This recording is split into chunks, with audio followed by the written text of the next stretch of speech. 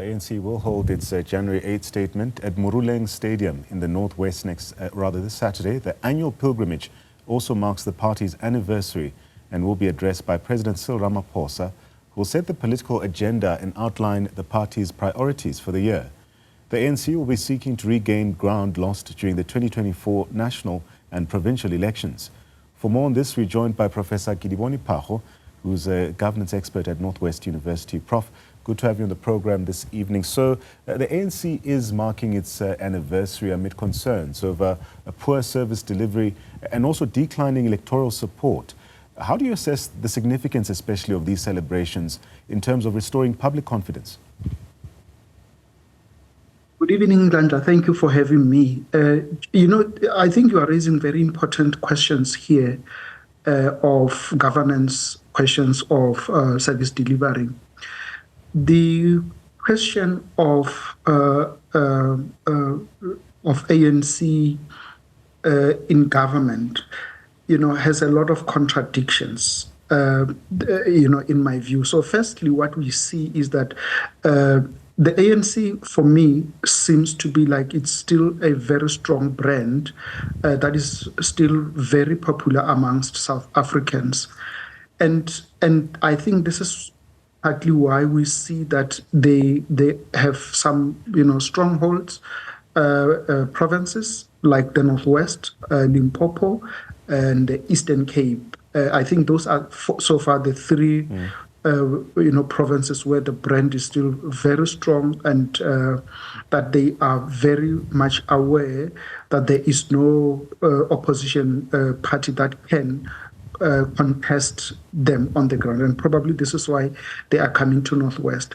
But having said that, I think there are also very critical issues that the ANC has failed badly to address for many years. And I think they are completely out of control. The issues of slates inside the ANC itself, but also the ANC as a party in government has, become comfortable with lack of service delivery, as well as the destruction of our public institutions. They don't address any of those important issues.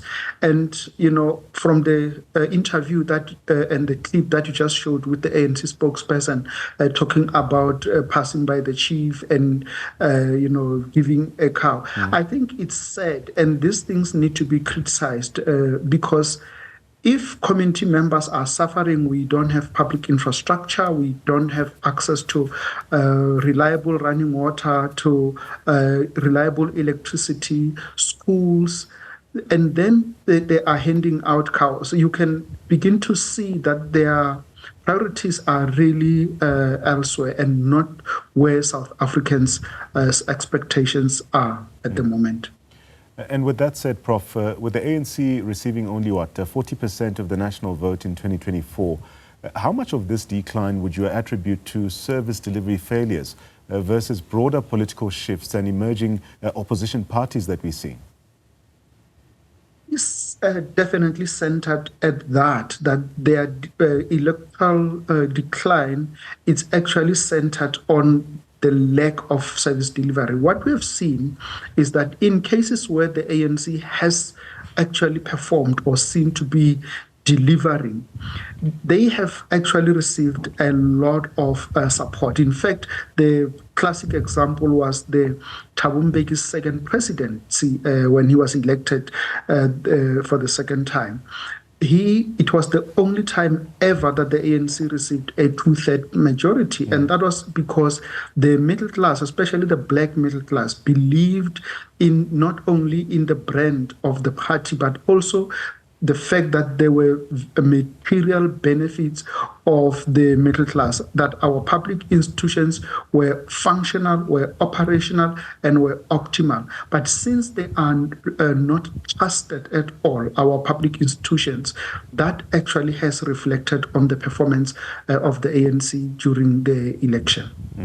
So the ANC Secretary General, Fikile Mbalula, also noted that denialism around electoral research and poor service delivery also contributed to the 2024 results.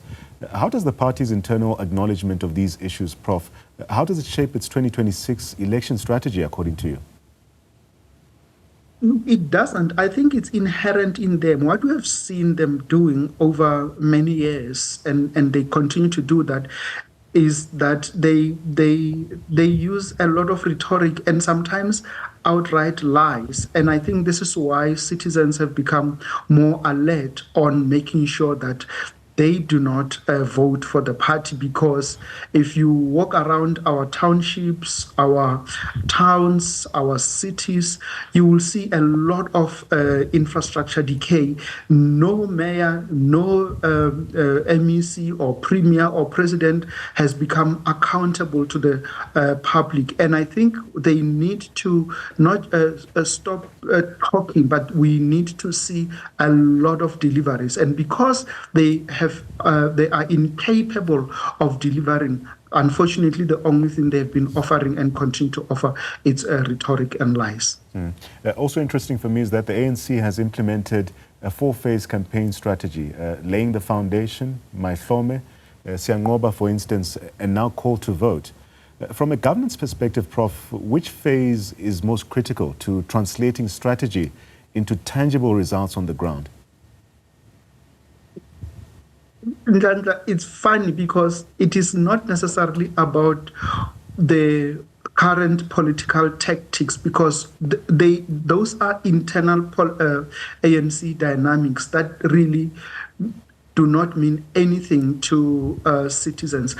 The question that ANC needs to be demonstrating is that they are a party in government and they understand the governance dynamics. In other words, the people they deploy in our public services, in our municipalities, in our provinces, in our state-owned enterprises need to show capacity and capability to make sure that these public institutions are able to hold and that they are able to deliver services on a sustainable basis. But what we see is that they have managed to break these institutions, and therefore no one actually at this point in time is able to trust that these institutions are serving the interest of South Africans. But what we've seen is that they've been hijacked, and that they are serving the interest of politicians and their cronies, and at least at some point they would be serving political parties, but definitely not citizens at this point in time. Professor Phago, North-West is the only province to have completed all regional workshops. What lessons can other provinces then draw from the North-West experience to improve ANC organizational readiness, if you will, or voter mobilization?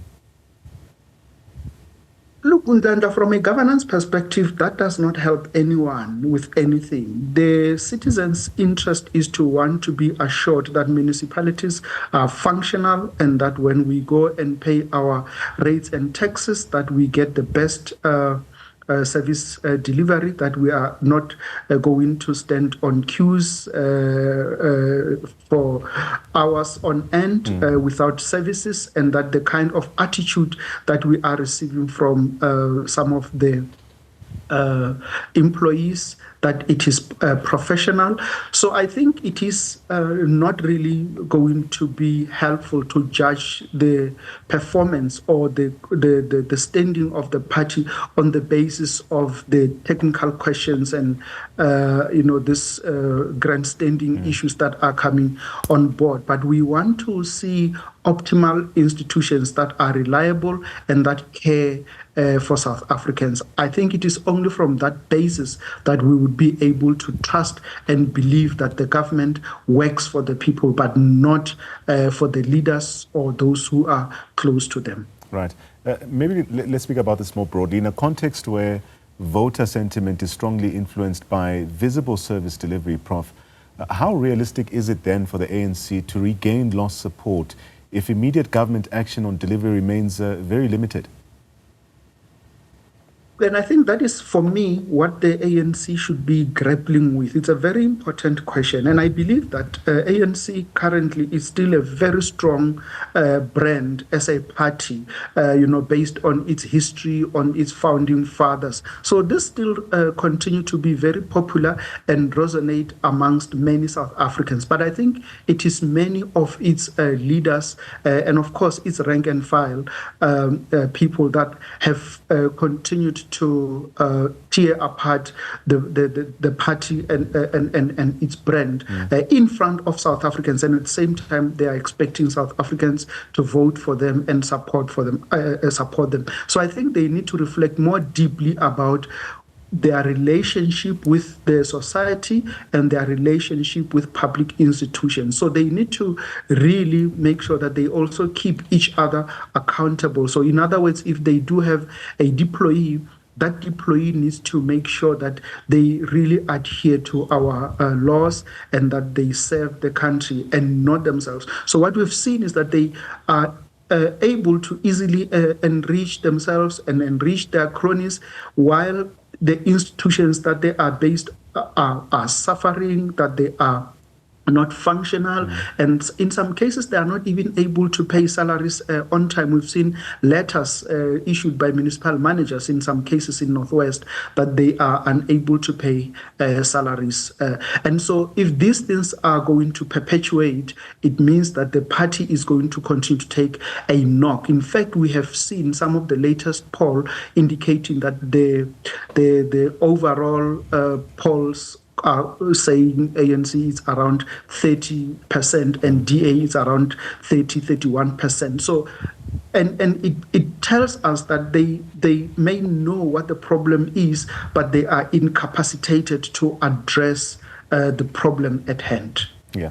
Prof, we do know that politics is often viewed through the lens of numbers as well. So in its planning, the ANC planned to train over 200,000 volunteers and fully capacitate about 23,000 coordinators by January of this year. How effective are such large-scale mobilization efforts in restoring public trust, particularly among disenchanted voters? I'm not sure if that is going to help in any way, Nhlanhla, because the challenge is what we need to remember is that South Africa is the most unequal society in the world. It often contests this position, if there's anything like that, with Brazil. But I think in most cases we come on top as the most unequal society in the world. And you have seen some of the numbers from the Statistics South Africa, the employment numbers that we have got some of the most highest unemployment in the world, and that also actually affect young people. And the sentiments that are coming from the ANC sometimes feel a bit insensitive, because they are really party to the current socio-economic problems that the country is facing. So I think in going out to mobilize volunteers, because all of those people that are members and in the ANC are all volunteers. So what they have been doing for many years was to go around, bus people into their events. And the question is whether this would help translate into the votes, because it's one thing to go to a rally, it's one thing to go and mobilize, but it's another thing to get people to go into the election booth and vote for the party. And I think we've seen, even with all these interventions that they've been making, that they have continued to face steep decline in their voter support. Yeah, and considering ongoing challenges with governance, accountability and performance from what we've discussed of deployees, how much can electoral messaging then outweigh the electorate's lived experience of service delivery on the ground? The society is a little bit literate at the moment, and many people actually have even smartphones in the country, across the cities and in many of our rural areas. So people are quite literate and understand the messaging quite a lot. But I think also because they are the ones on the ground and experiencing service delivery or lack thereof. I think the messaging needs to be accompanied by actual service delivery and also strengthening of our public institutions, because if we are only going to start messaging during election process, it has showed the ANC to date that it has not been an effective way of campaigning. So it is clear that they are not getting the messages, and you will see this Nhlanhla, in major cities, especially in Gauteng, where the numbers for them are actually even much lower, and they are still at this point in time expecting the numbers to decline. So it tells you that it is a party that is highly incapacitated. It does not really have the way of improving its own governance and its own tactics in making sure that it reaches out to the voters through an effective method of the provision of public services. Professor Kedibone Phago, thank you so much for sharing your insights tonight. And tonight's discussion really highlighting the intersection of party politics, governance and service delivery issues, and how these factors will shape the ANC's prospects in 2026. Of course, as the party prepares for its January 8 statement and the local government elections, the challenge remains quite clear. Restoring public trust requires not just strategy and mobilization, but also tangible action that improves the everyday lives of South Africans. Professor Phago summing up his thoughts there.